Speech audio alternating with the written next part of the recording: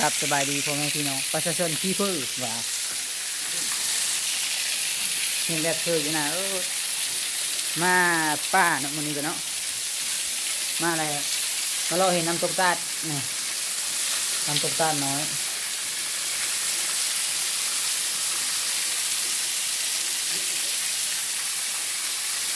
เห็นเนาะเราจะให้เบิ่งข้างในนี้มันจะเป็นทำงามอยู่แล้ว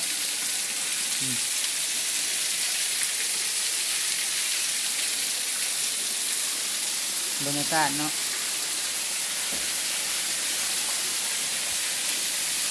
นั้นจะเป็นบ้านเก่าโบซ่าเทียนเนาะ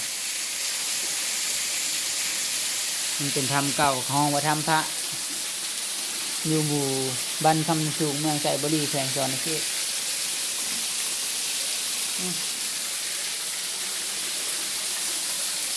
กวางเติบเนาะ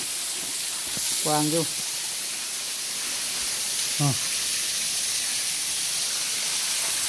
นี่คือเป็นน้ำตกกาดกายทางมาแล้วมาแวะเบิ้งขึ้นก่อนบัดนี่หาทางขึ้นใช่บัดนี่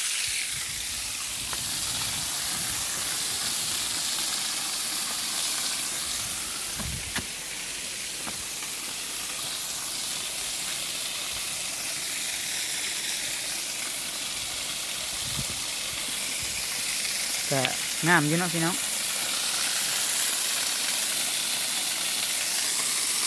นะ